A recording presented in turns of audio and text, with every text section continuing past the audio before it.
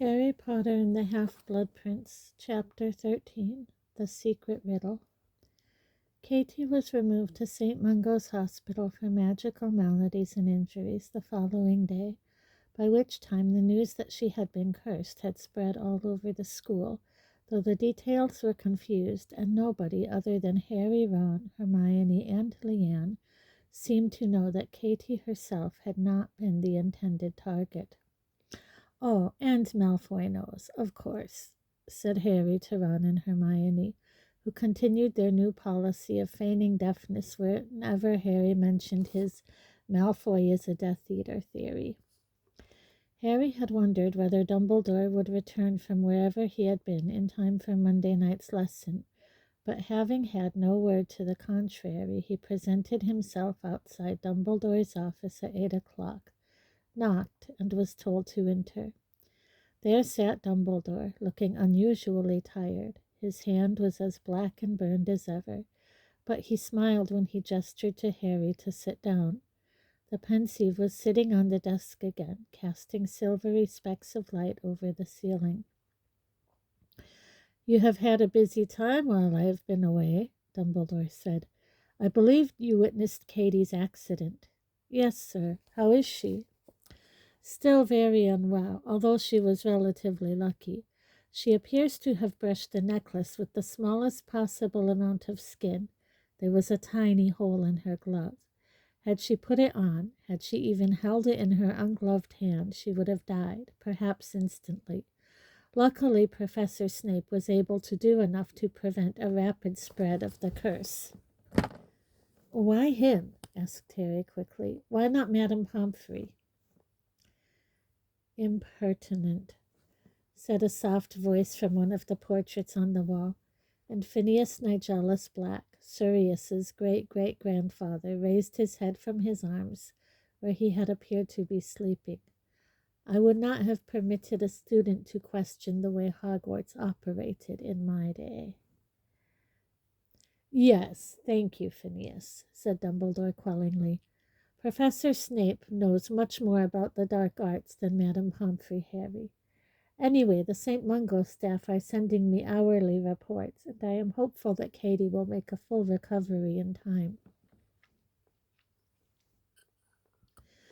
"Where were you this weekend, sir?" Harry asked, disregarding a strong feeling that he might be pushing his luck, a feeling apparently shared by Phineas Nigellus, who hissed softly. "I would rather not say just now," said Dumbledore. "However, I shall tell you in due course." "You will?" said Harry, startled. "Yes, I expect so," said Dumbledore, withdrawing a fresh bottle of silver memories from inside his robes and uncorking it with the prod of his wand. "Sir," said Harry tentatively, "I met Mundungus in Hogsmeade." "Ah, yes, I am already aware that Mundungus has been treating your inheritance with light-fingered contempt," said Dumbledore, frowning a little. "He has gone to ground since you accosted him outside the Three Broomsticks. I rather think he dreads facing me. However, rest assured that he will not be making away with any more of Sirius's old possession." "That mangy old half-blood has been stealing black heirlooms," said Phineas Nigellus, incensed, and he stalked out of his frame, undoubtedly to visit his portrait in number 12 Grimmauld Place. "Professor," said Harry after a short pause, "did Professor McGonagall tell you what I told her after Katie got hurt, about Draco Malfoy?" "She told me of your suspicions, yes," said Dumbledore. "And do you—" "I shall take all appropriate measures to investigate anyone who might have had a hand in Katie's accident," said Dumbledore. "But what concerns me now, Harry, is our lesson." Harry felt slightly resentful at this. If their lessons were so very important, why had there been such a long gap between the first and second? However, he said no more about Draco Malfoy, but watched as Dumbledore poured the fresh memories into the Pensieve and began swirling the stone basin once more between his long-fingered hands. You will remember, I am sure, that we left the tale of Lord Voldemort's beginnings at the point where the handsome muggle, Tom Riddle, had abandoned his witch wife, Merope, and returned to his family home in Little Hangleton. Merope was left alone in London, expecting the baby who would one day become Lord Voldemort. How do you know she was in London, sir? Because of the evidence of one Caractacus Burke, said Dumbledore, who, by an odd coincidence, helped found the very shop whence came the necklace we have just been discussing. He swilled the contents of the pensieve as Harry had seen him swill them before, much as a gold prospector sifts for gold. Up out of the swirling silvery mass rose a little old man, revolving slowly in the pensieve, silver as a ghost, but much more solid, with a thatch of hair that completely covered his eyes. Yes, we acquired it in curious circumstances. It was brought in by a young witch just before Christmas, many years ago now. She said she needed the gold badly. Well, that much was obvious. Covered in dregs and pretty far along. Going to have a baby, see. She said the locket had been Slytherin's. Well, we hear that sort of story all the time. Oh, this was Merlin's, this was. His favorite teapot. But when I looked at it, it had his mark all right, and a few simple spells were enough to tell me the truth. Of course, that made it near enough priceless. She didn't seem to have any idea how much it was worth. Happy to get 10 galleons for it. Best bargain we ever made. Dumbledore gave the pensieve an extra vigorous shake, and Caractacus Burke descended back into the swirling mass of memory whence he had come. He only gave her 10 galleons, said Harry indignantly. Caractacus Burke was not famed for his generosity, said Dumbledore, so we know that, near the end of her pregnancy, Merope was alone in London and in desperate need of gold, desperate enough to sell her one and only valuable possession, the locket that was one of Marvolo's treasured family heirlooms. But she could do magic, said Harry impatiently. She could have got food and everything for herself by magic, couldn't she? Ah, said Dumbledore, perhaps she could, but it is my belief, I am guessing again, but I am sure I am right, that when her husband abandoned her, Merope stopped using magic. I do not think that she wanted to be a witch any longer. Of course, it is also possible that her unrequited love and the attendant despair sapped her of her powers. That can happen. In any case, as you are about to see, Merope refused to raise her wand even to save her own life. She wouldn't even stay alive for her son? Dumbledore raised his eyebrows. Could you possibly be feeling sorry for Lord Voldemort? No, said Harry quickly, but she had a choice, didn't she? Not like my mother. Your mother had a choice, too, said Dumbledore gently. Yes, Merope Riddle chose death in spite of a son who needed her, but do not judge her too harshly, Harry. She was greatly weakened by long suffering, and she never had your mother's courage. And now, if you will stand— Where are we going? Harry asked, as Dumbledore joined him at the front of the desk. This time, said Dumbledore, we are going to enter my memory. I think you will find it both rich in detail and satisfyingly accurate. After you, Harry. Harry bent over the pensieve. His face broke the cool surface of the memory, and then he was falling through darkness again. Seconds later, his feet hit firm ground. He opened his eyes and found that he and Dumbledore were standing in a bustling, old-fashioned London street. There I am, said Dumbledore brightly, pointing ahead of them to a tall figure crossing the road in front of a horse-drawn milk cart. This younger Albus Dumbledore's long hair and beard were auburn. Having reached their side of the street, he strode off along the pavement, drawing many curious glances due to the flamboyantly cut suit of plum velvet that he was wearing. Nice suit, sir, said Harry before he could stop himself. but Dumbledore merely chuckled as they followed his younger self a short distance, finally passing through a set of iron gates into a bare courtyard that fronted a rather grim square building surrounded by high railings.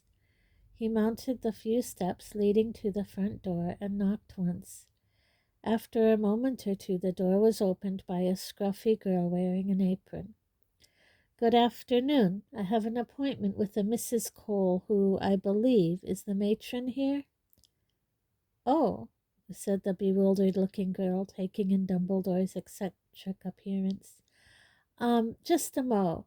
"Mrs. Cole!" she bellowed over her shoulder. Harry heard a distant voice shouting something in response. The girl turned back to Dumbledore. "Come in, she's on her way." Dumbledore stepped into a hallway tiled in black and white. The whole place was shabby but spotlessly clean. Harry and the older Dumbledore followed.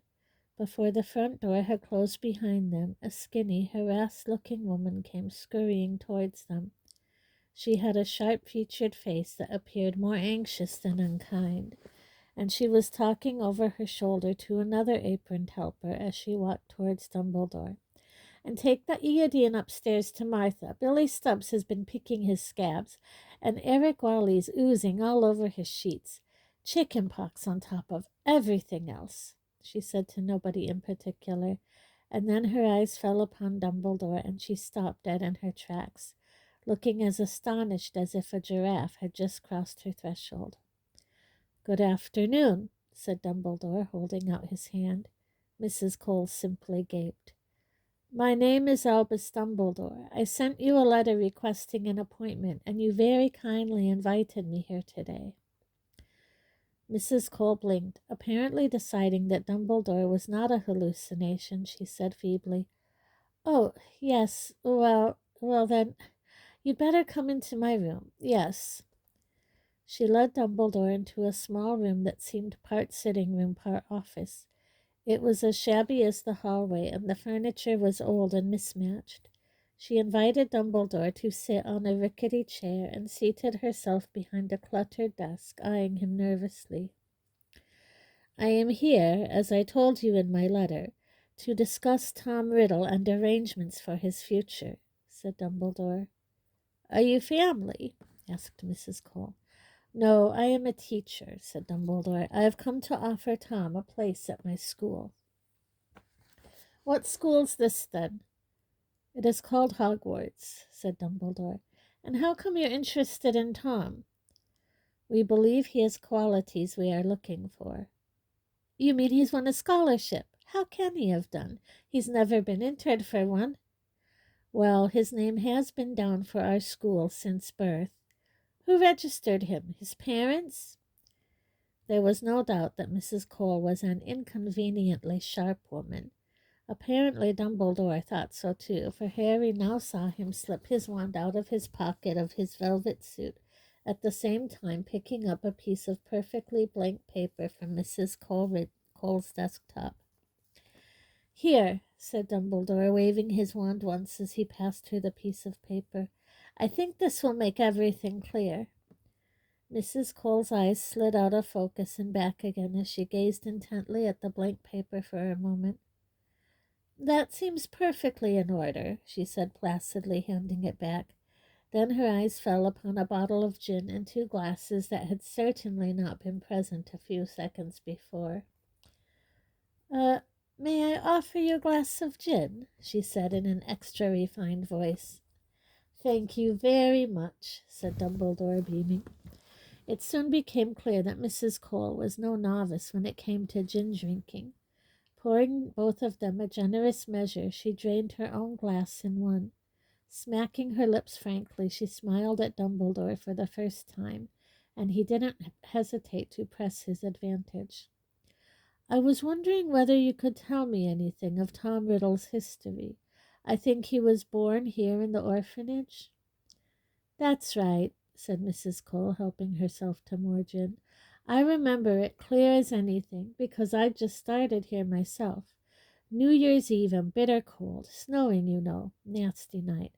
And this girl, not much older than I was myself at the time, came staggering up the front steps. Well, she wasn't the first. We took her in and she had the baby within the hour. And she was dead in another hour. Mrs. Cole nodded impressively and took another generous gulp of gin. Did she say anything before she died? Asked Dumbledore. Anything about the boy's father, for instance? Now, as it happens, she did, said Mrs. Cole, who seemed to be rather enjoying herself now, with the gin in her hand and an eager audience for her story. I remember she said to me, I hope he looks like his papa, and I won't lie, she was right to hope it because she was no beauty. And then she told me he was to be named Tom for his father, and Marvolo for her father. Yes, I know, funny name, isn't it? We wondered whether she came from a circus, and she said the boy's surname was to be Riddle, and she died soon after that without another word. Well, we named him just as she'd said. It seemed so important to the poor girl. But no Tom, nor Marvolo, nor any kind of Riddle ever came looking for him, nor any family at all. So he stayed in the orphanage, and he's been here ever since.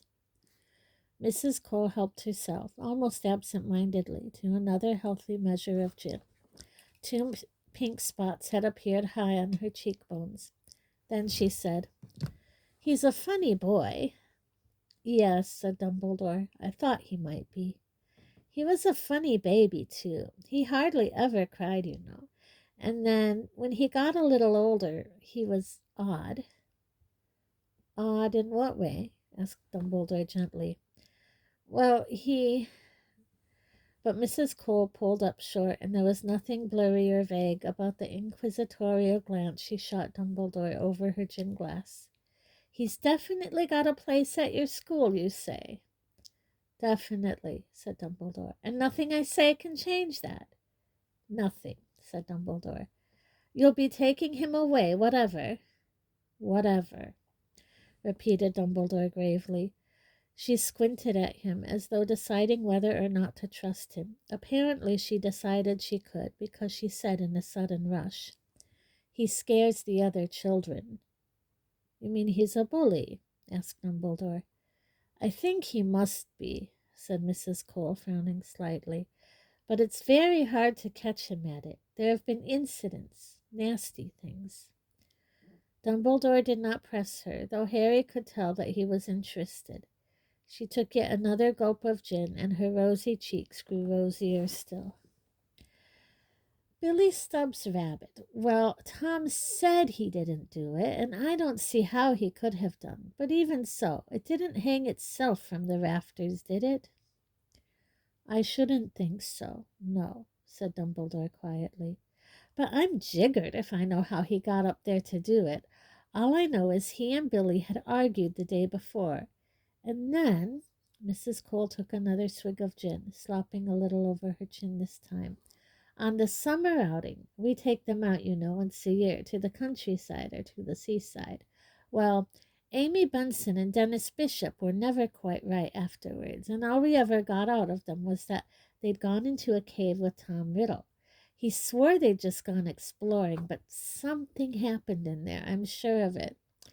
And, well, there have been a lot of things, funny things. She looked at Dumbledore again, and though her cheeks were flushed, her gaze was steady. I don't think many people will be sorry to see the back of him.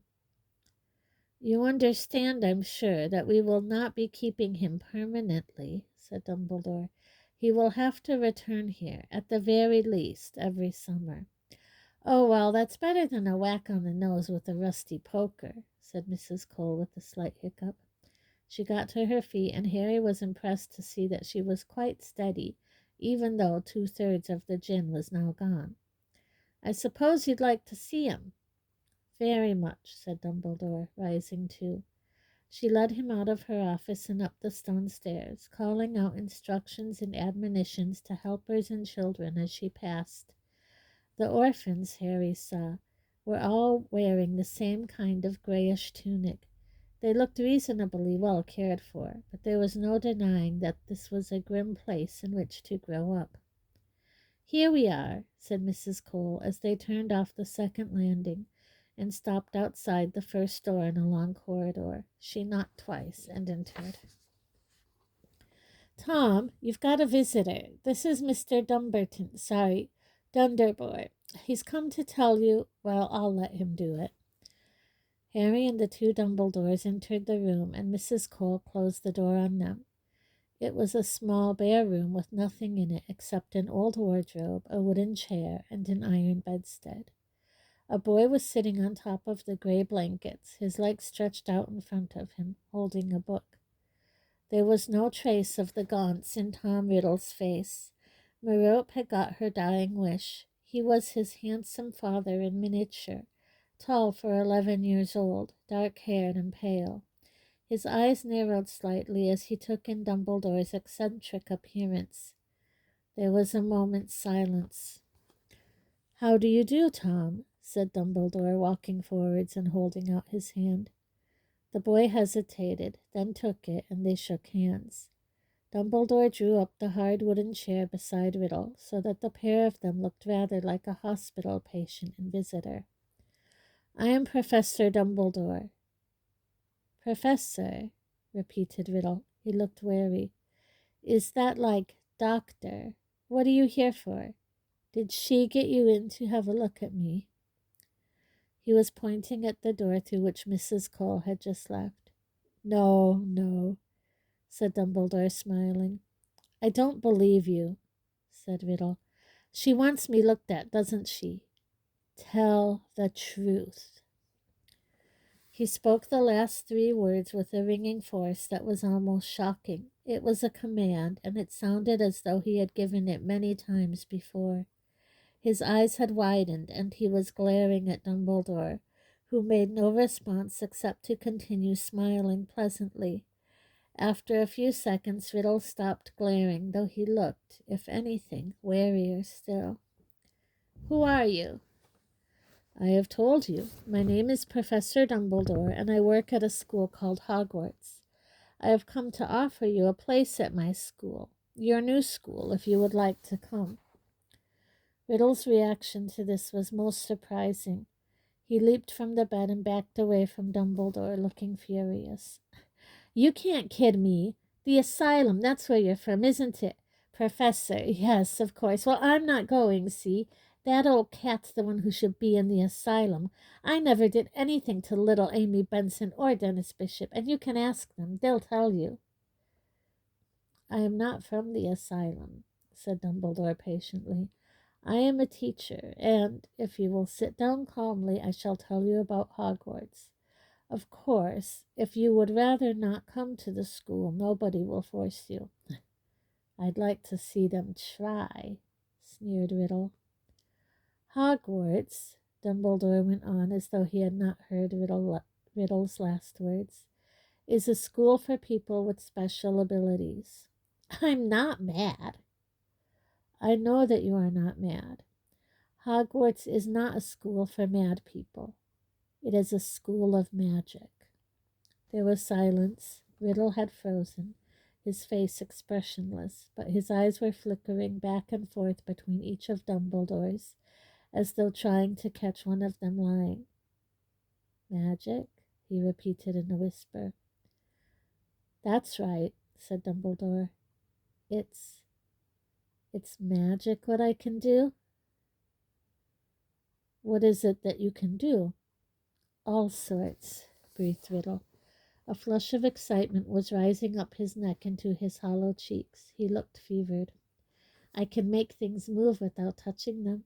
I can make animals do what I want them to do without training them.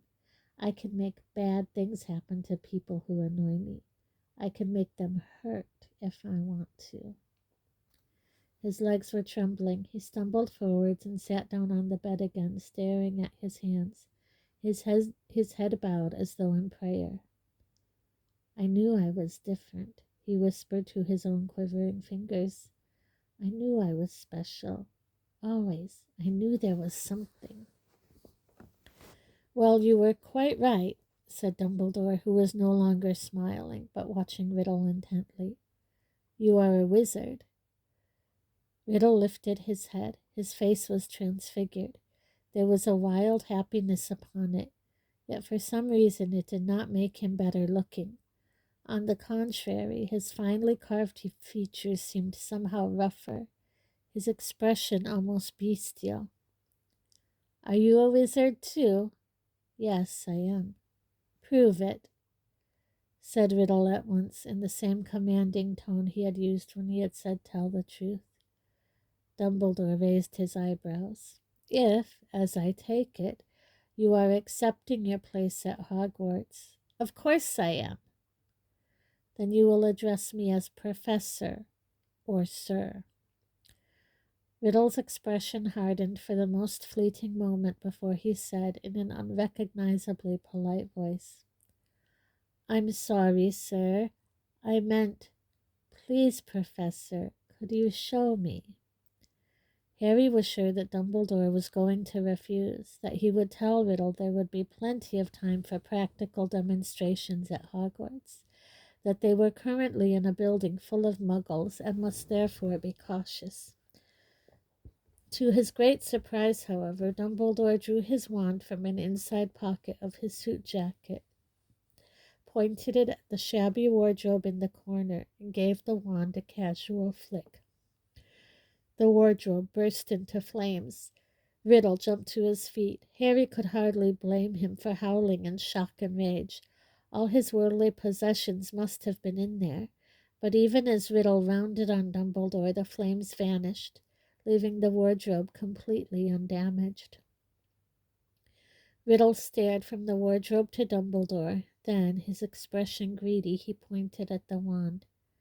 "Where can I get one of them?" "All in good time," said Dumbledore. "I think there is something trying to get out of your wardrobe." And sure enough, a faint rattling could be heard from inside it. For the first time, Riddle looked frightened.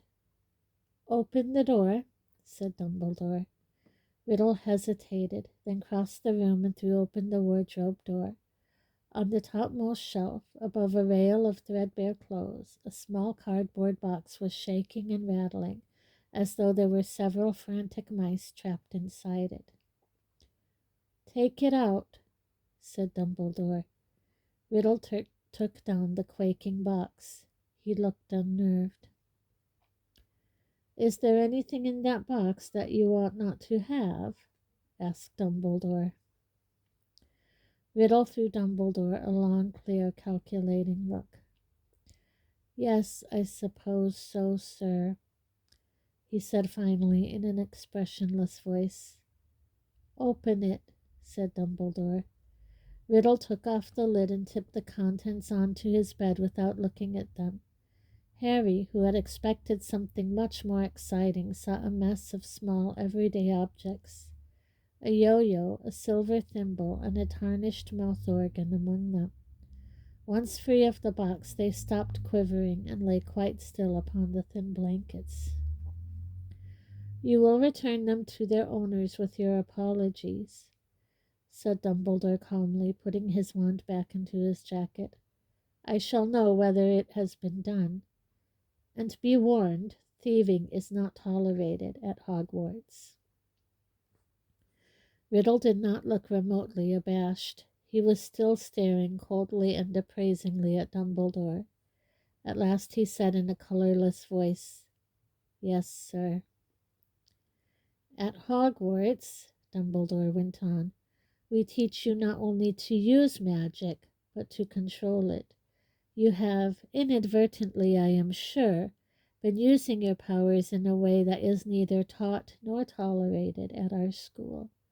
You are not the first, nor will you be the last, to allow your magic to run away with you. But you should know that Hogwarts can expel students, and the Ministry of Magic, yes, there is a ministry, will punish lawbreakers still more severely. All new wizards must accept that, in entering our world, they abide by our laws." "Yes, sir," said Riddle again. It was impossible to tell what he was thinking. His face remained quite blank as he put the little cache of stolen objects back into the cardboard box. When he had finished, he turned to Dumbledore and said baldly, I haven't got any money." "That is easily remedied," said Dumbledore, drawing a leather money pouch from his pocket.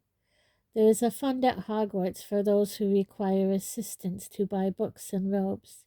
You might have to buy some of your spell books and so on second hand, but—" "Where do you buy spell books?" interrupted Riddle, who had taken the heavy money bag without thanking Dumbledore, and was now examining a fat gold galleon.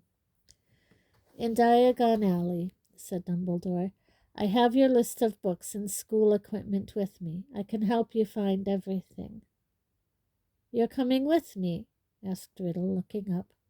"Certainly, if you—" "I don't need you," said Riddle. "I'm used to doing things for myself. I go around London on my own all the time. How do you get to this Diagon Alley, sir?" he added, catching Dumbledore's eye. Harry thought that Dumbledore would insist upon accompanying Riddle, but once again he was surprised. Dumbledore handed Riddle the envelope containing his list of equipment and, after telling Riddle exactly how to get to the Leaky Cauldron from the orphanage, he said, "You will be able to see it, although muggles around you, non-magical people that is, will not. Ask for Tom the barman, easy enough to remember as he shares your name." Riddle gave an irritable twitch, as though trying to displace an irksome fly. "You dislike the name Tom?" "There are a lot of Toms," muttered Riddle. Then, as though he could not suppress the question, as though it burst from him in spite of himself, he asked, "Was my father a wizard? He was called Tom Riddle, too, they've told me." "I'm afraid I don't know," said Dumbledore, his voice gentle. "My mother can't have been magic, or she wouldn't have died," said Riddle, more to himself than Dumbledore. "It must have been him. So, when I've got all my stuff, when do I come to this Hogwarts?" "All the details are on the second piece of parchment in your envelope," said Dumbledore. "You will leave from King's Cross Station on the 1st of September. There is a train ticket in there, too." Riddle nodded. Dumbledore got to his feet and held out his hand again. Taking it, Riddle said, "I can speak to snakes. I found out when we've been to the country on trips. They find me. They whisper to me. Is that normal for a wizard?" Harry could tell that he had withheld mention of this strangest power until that moment, determined to impress. "It is unusual," said Dumbledore after a moment's hesitation, "but not unheard of." His tone was casual, but his eyes moved curiously over Riddle's face. They stood for a moment, man and boy, staring at each other. Then the handshake was broken. Dumbledore was at the door. "Goodbye, Tom. I shall see you at Hogwarts." "I think that will do," said the white-haired Dumbledore at Harry's side, and seconds later they were soaring weightlessly through darkness once more, before landing squarely in the present-day office. "Sit down," said Dumbledore, landing beside Harry. Harry obeyed, his mind still full of what he had just seen. "He believed it much quicker than I did. I mean, when you told him he was a wizard," said Harry. "I didn't believe Hagrid at first, when he told me." Yes, Riddle was perfectly ready to believe that he was, to use his word, special, said Dumbledore. "Did you know, then?" asked Harry. "Did I know that I had just met the most dangerous dark wizard of all time?" said Dumbledore. "No, I had no idea that he was to grow up to be what he is. However, I was certainly intrigued by him. I returned to Hogwarts intending to keep an eye on him, something I should have done in any case, given that he was alone and friendless, but which already I felt I ought to do for others' sake as much as his. His powers, as you heard, were surprisingly well developed for such a young wizard, and, most interestingly and ominously of all, he had already discovered that he had some measure of control over them and begun to use them consciously. And as you saw, they were not the random experiments typical of young wizards. He was already using magic against other people, to frighten, to punish, to control. The little stories of the strangled rabbit and the young boy and girl he lured into a cave were most suggestive. I can make them hurt if I want to. And he was a parcel mouth, injected Harry. Yes, indeed, a rare ability, and one supposedly connected with the dark arts, although, as we know, there are parcel mouths among the great and the good, too. In fact, his ability to speak to serpents did not make me nearly as uneasy as his obvious instincts for cruelty, secrecy, and domination. Time is making a fool of us again, said Dumbledore, indicating the dark sky beyond the windows. But before we part, I want to draw your attention to certain features of the scene we have just witnessed, for they have a great bearing on the matters we shall be discussing in future meetings. Firstly, I hope you noticed Riddle's reaction when I mentioned that another shared his first name, Tom. Harry nodded. There he showed his contempt for anything that tied him to other people, anything that made him ordinary. Even then he wished to be different, separate, notorious. He shed his name, as you know, within a few short years of that conversation, and created the mask of Lord Voldemort, behind which he has been hidden for so long. I trust that you also noticed that Tom Riddle was already highly self-sufficient, secretive, and apparently friendless. He did not want help or companionship on his trip to Diagon Alley. He preferred to operate alone. The adult Voldemort is the same. You will hear many of his Death Eaters claiming that they are in his confidence, that they alone are close to him, even understand him. They are deluded. Lord Voldemort has never had a friend, nor do I believe that he has ever wanted one. And lastly, I hope you are not too sleepy to pay attention to this, Harry. The young Tom Riddle liked to collect trophies. You saw the box of stolen articles he had hidden in his room. These were taken from victims of his bullying behavior, souvenirs, if you will, of particularly unpleasant bits of magic. Bear in mind this magpie-like tendency, for this particularly will become important later. And now it really is time for bed. Harry got to his feet. As he walked across the room, his eyes fell upon the little table on which Marvolo Gaunt's ring had rested last time, but the ring was no longer there. Yes, Harry, said Dumbledore, for Harry had come to a halt. The ring's gone, said Harry, looking around, but I thought you might have the mouth organ or something. Dumbledore beamed at him, peering over the top of his half-moon spectacles. Very astute, Harry, but the mouth organ was only ever a mouth organ. And on that enigmatic note he waved to Harry, who understood himself to be dismissed.